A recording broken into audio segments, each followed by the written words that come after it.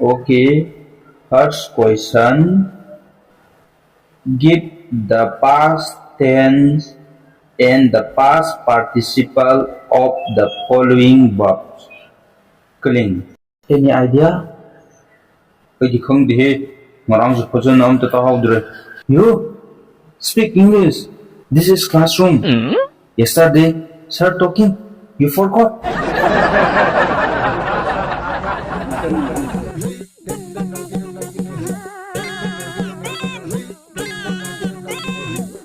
Oh, okay. I got it. Answer is clan. Yes, right. Then past participle is clan. Yes, right. Kling, klang, klang. Correct answer.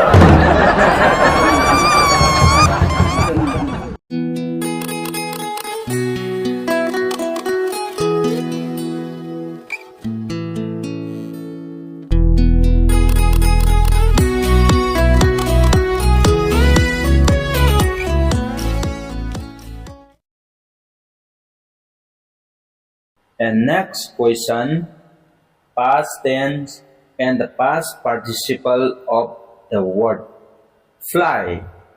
Flute. No. Yes, not flute. Flight. That's better. Flight.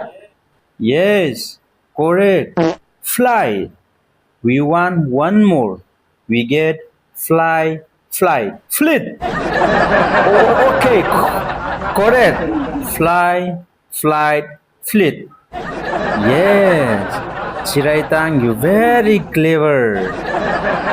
And the last question, give opposite in the meaning to following nouns. This appointment. That appointment. Right. Wow. You very, very, very clever.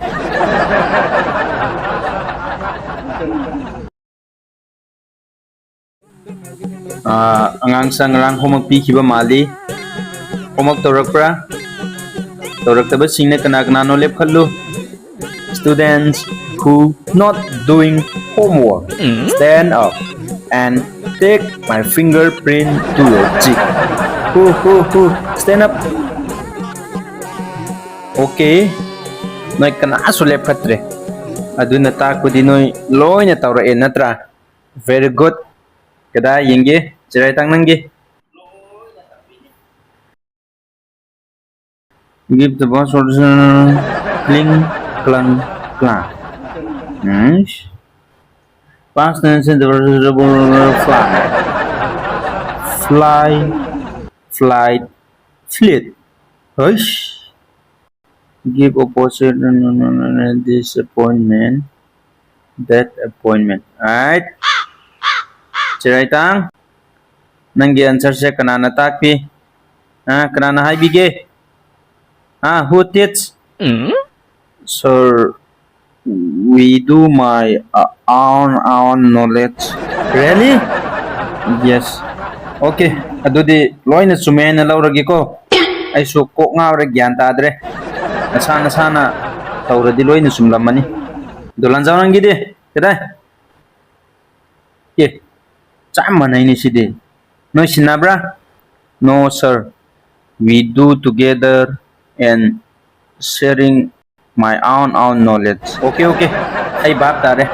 Adudi makuki sumanaramani.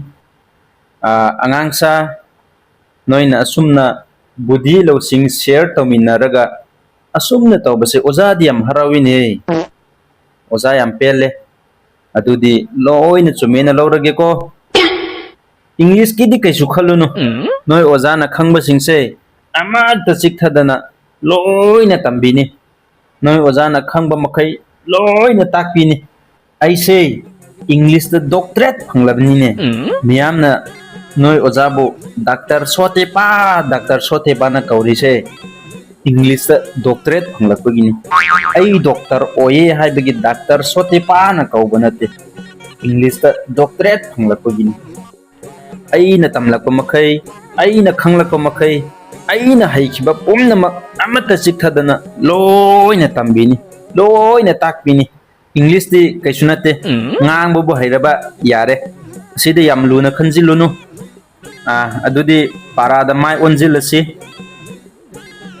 English ngangbada English हैनबा तंबदा grammar खंगबा या मथौ ताइ अदुबु आइसु grammar हाइसे करिनो हाइबा फजना दि खंगदे अदुबु आइना खंगबा आइना हाइबा मखैदि लोइना ताकपिगनी grammar हाइसे text book अमानी lyric ममिंग अमानी आइना खंगबदा अदुबु anyway अमाबु ओइरो grammar हाइदि grammar नि सिदि याम लुना खंजिलुनु आइना तमलकपदा ग्रामर असि एडजेक्टिव कंपैरेटिव सुपरलेटिव हाइरिबा अहुमसे तमलाई सुम आइना निंगसिंगबदा हाइरिबा सिंगसे करिनो कदाइदगिनो हाइबदि आइसु खंगद्रे अदुबु हाइरिबा ममिंग अहुमसिदे निंगसिंगे मुन्ना ताव असि मतांगसे कोक याम लेखतपनी अदुबु नखोइना लिसन केयरफुली ओइरदि यामना इजी ओइबनी हाइरिबा एडजेक्टिव कंपैरेटिव सुपरलेटिव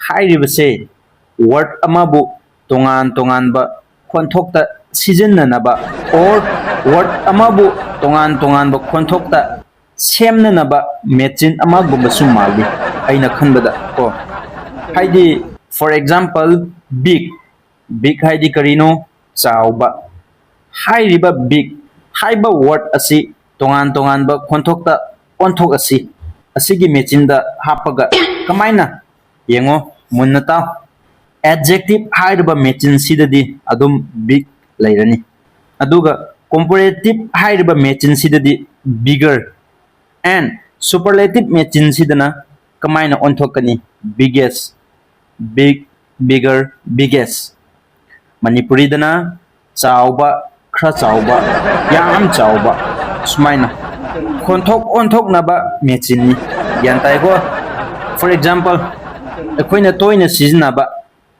लौदा लिंबा फौ लौसिना एडजेक्टिव मेचिन नि एडजेक्टिव मेचिन सिना करी पुथोई फौ अदुगा राइस मिल सिना कंपैरेटिव नि हाइरिबा मेचिन कंपैरेटिव सिदा हापलगा फौदो चेंग ओनहले कंपैरेटिव ना ओनहलबा चेंग दो प्रेशर कुकर सुपरलेटिव सिना चाक ओनहली अदु ओइरदी फौ चेंग चा यानताइको असि सिंगसिबु ग्रामर हाइना कौ इंग्लिश ना नोइना ज्ञान तानबा यामना लाइबा मा हाइबिगे असिगी मतांगदा मुनता एनी वर्ड अमा एडजेक्टिव ता लाइबसे कंपैरेटिव ता लाकपा मतमदा पीरिबा वर्ड तुगी अरोइबा सरुकता er हापो er फॉर एग्जांपल बिग हाइदसे एडजेक्टिव ना पीरिबा बिग से कंपैरेटिव ता er हापा मतमदा करी ओनख्रे बिगर अदुगा सुपरलेटिव दना er गी महुता est हापकदबा अदुरदी प्रसाई बिगर हाइरमबदो er दो लोथोगा er गी महुता est हापदि करी तारे biggest असुमाइना एनी वर्ड खुदिंग मक्ता सुमाइना हापकदबा ग्यान ताइको अमागा मुक हापा येंगसी young young young दा मुक हापा येंगसी young adjective ता young हाइना पीरे comparative ता करी लाखरनी er हापदि younger and superlative ता er गी महुता est हापदि करी ओइरे youngest younger youngest सुमाइना ग्यान ताइको yes sir okay अदुदी चिराइतांग नंग हायो small हाइदि पिकपा small हाइबसी adjective नि comparative अदुगा superlative कमाइना हाइगनी हायो small smaller smallest yam haire amuka all haire samuka hayu older oldest. Good. Yam haire. Dolan zao nang mo hairo. Fast. Fast, faster, fastest. Good. Good, gooder, goodest. Okay, okay. Okay, okay, okayest. Stop, stop. Stop, stopper, stoppest. Idiot, idiot, editor, idiotess. Stand up. Stand up, stand upper, stand uppest. Yare, to. Makok, nang so hayramani khange. Ai oina kok ngaure. Mathangi page number 49 di yengo. Yenga ba?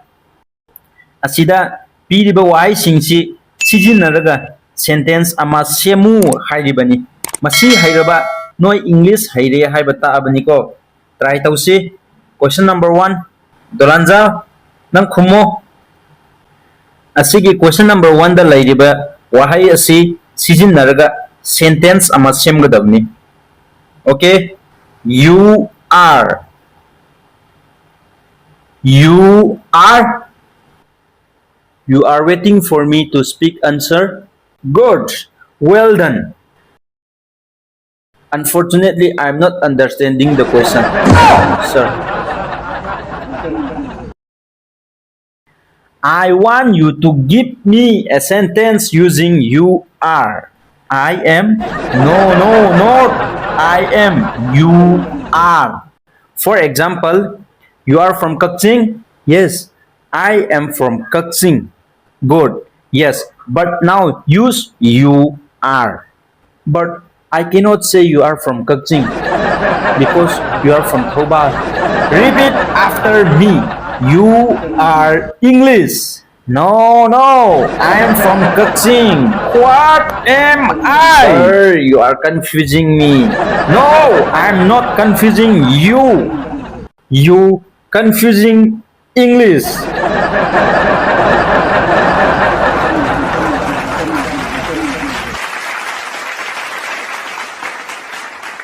Confusing English hairiba video series asigi part 1, part 2 amadi part 3 yengbidriba isili now singa description da link hapsaramge soida namaki yengbiyu. Video asi jati furup amadi dharma amatabu hakthengna na koina karemna balaijade umnamak fagini mamna sagatjaduna ngahaktang oirabasu nokminna sikhanduna semjakiba video ni soiki lankiba yawrabasu nakpigani. Video asibu nungai biba taraba amadi channel asibu ahanba thingna biba ichili naw singna like, comment, subscribe tawsinbiramo. Mayamgi support aduna asidagi henna haina asidagi henna nungaiba video semba ngambagi thauna oizage yengbirba miyam pumnamaknasu thona hapiyu.